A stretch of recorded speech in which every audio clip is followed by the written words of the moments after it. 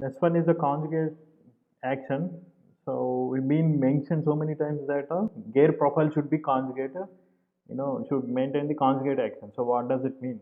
So when all these gear profiles should be designed in a such a way, way to produce a constant angular velocity. So what is this constant angular velocity? For example, two gears are in engagement, so these two are in engagement. So if it is rotating with the omega 1 and it has to rotate with the omega 2, that's what our intention is, to transfer omega 1 into the omega 2.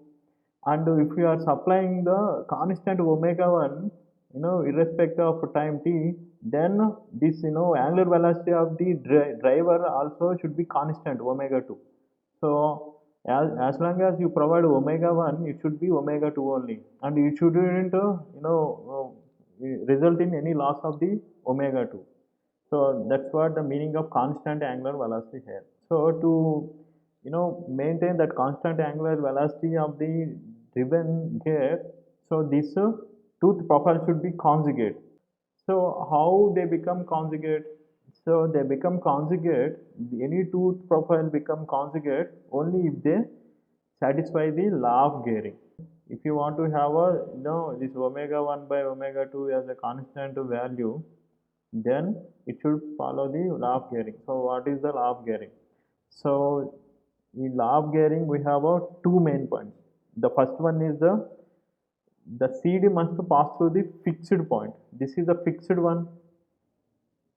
So what is the point P? So we already seen how to identify the pitch point P. So that pitch point P should be always fixed one. Its position shouldn't change when the gates are rotating. And what is the CD? Normal at the touching point of the two tooth. Then that is the CD. In the previous session we have seen, and again we will see in the preceding session. And this CD always must pass through the fixed point, and we identified the pitch point P, and this always should be here only. It shouldn't move here, but instead it should be here only. And if that is the case, then this P divides the center lines. This is the center line. So this is the O1 and this is the O2. This is the P, and if this is the omega 1 and this is the omega 2, then here omega 1 by omega 2 would equal to the O2P by O1P. So the angular velocity ratio of these two engaging gears is inversely proportional to the distances from the pitch point. That's what. So P divides the center line in inverse ratio of their velocities. So whenever we design any tooth profile, so the tooth profile should follow these two. Here our aim is, first one is to show P is a constant point, and then we derive this formula. So here A and B are the centers of the two gears that are in the engage. So I will take two arbitrary bodies like this. So these two bodies are touching at this point. So at this point, if I draw a normal, because when these two points are touching, that means it is rotating like this. So when it is rotating like this, it's trying to rotate this point in this direction. And since it's touching tangentially, it will move like this.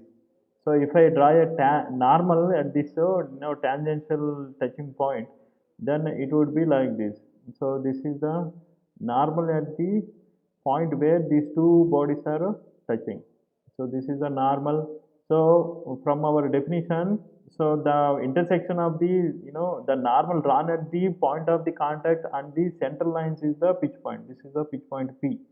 So here, and here the velocity, if I consider this point as a this point, then what is the velocity of this one? This point is simultaneously on the both the bodies. So how to draw velocity of this one? I will join this one, and the velocity of this one of a rotating body is perpendicular. Linear velocity is perpendicular to the center line joining to that particular point. So here this is like this. So this is a, let's say, V1, and here this is a perpendicular to the line joining. So let's say this point is a E here, and if I join from the point B to the E, then here it would be like this. So this is a V2. So this is a perpendicular to here. So now what I do is I will make some perpendicular to here, and then from B to perpendicular to the, let's say this is a NN. This is a NN to this one. This is also perpendicular, and I will consider this angle as a alpha, and this this angle between EB and PD. Let's say this is the D point, and this point is the C point. So this is the beta. This is the beta, and angle between this AC and AE is alpha. So that angle between EC and V1 is alpha. Why? Because angle between these two is alpha, and see here CE is perpendicular to AC, and AE is perpendicular to V1. So that whenever we have a angle between two lines, and angle between the other two lines which are perpendicular to these initial lines is also the same. So here it become a alpha. Since these two are rigid bodies, this motion could be only along the tangential line like this, but it cannot be, its motion cannot be transferred along the this normals. Why? Because these two are rigid bodies, unless otherwise there is a penetration into one body from by the other body. So here we make use of that logic that this velocity component along the normal is 0.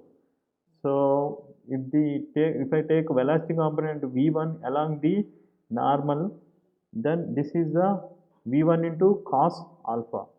So V1 cos alpha, and here this is V2 into cos beta.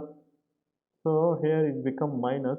So V2 into cos beta equal to 0. What is the V1? V1 equal to angular velocity of the body 1. This is a omega 1, and this is a omega 2. This is rotating like this, omega 2.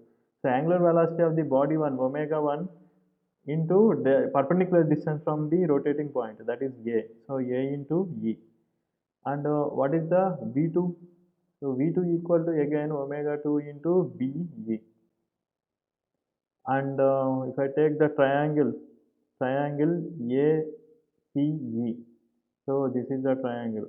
This is the triangle ACE. So in this triangle, cos alpha equal to, so this is a cos alpha, this is a perpendicular. So that the cos is the AC by hypotenuse, that is a AE, equal to AC by AE. And in a triangle BDE, here what is the cos beta? Cos beta equal to, here this is the cos beta, this is the cos beta, and the triangle is this. The triangle that we considered here is this one, EBD. This is the triangle, and this is the cos beta. This point is E. So what is the cos beta? Cos beta equal to BD by BE. So I will substitute these values here, so that omega 1 AE into AC by AE equal to, so V2 omega 2 BE into BD by BE. So this is a omega 1 by omega 2 will become, so BD by AC. So BD by AC. So this is the one, and here what we need to get is for the law of Gehring, or for the conjugate Gauge profiles, we need to get omega by omega 1 as a omega 2 as a constant ratio. It should be constant. So how, we don't know whether it's a constant or not, but let's assume omega 1 by omega 2 is a constant. So for the constant one, we need to derive in terms of the pitch point P, so that we can show that pitch point P also constant. So from this diagram, I will take this portion, that is the ACP, and then this is the ACP, this is the P. So this is the portion that I took, and again I will take this portion PBD. So I have taken this one, and this is the theta. If I take theta, because this is the center line and this is the normal line. If it is a theta, this is also theta, and this is a 90 degrees. So it will become 90 minus theta, and this is also 90 become 90 minus theta. That means these two triangles are ACP and PBD are similar. These two triangles are similar. Why? Because the angle between these sides are equal in the both the triangle. So that for example, this angle and this side and this side would be similar. Or their length is in the equal proportion. Why? Because here 90 degrees and here 90 degrees. So opposite to 90 degrees angle is this side here, and here in this one, this is the side. And in the same way, the side opposite to 90 minus theta, this is the one. This is equivalent to the angle here. Side opposite to 90 minus theta is this. So these two are equivalent. So here from this diagram, what we can write is BD by AC equal to, we need to write BP. So what we are writing is BD, this side is equivalent to this side AC. Why? Because this side is opposite to the angle theta, and this side is opposite to angle theta. So BD by AC. So BD by AC equal to PB. I have written PB. PB means this side. So which side is equivalent in the other triangle? This is the side. That is the AP. So AP. So I can write here.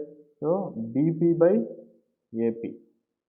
So here for the constant angular velocity ratio, we got this derivation. So when will it become constant?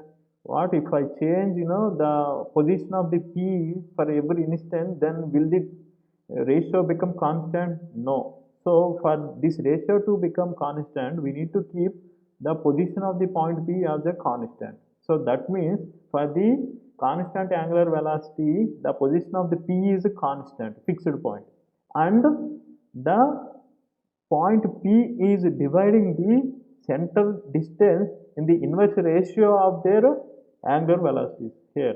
That's what omega 1 by omega 2. Actually, if it is a not inverse, then AP by BP. But since it's inverse, it's a BP by AP.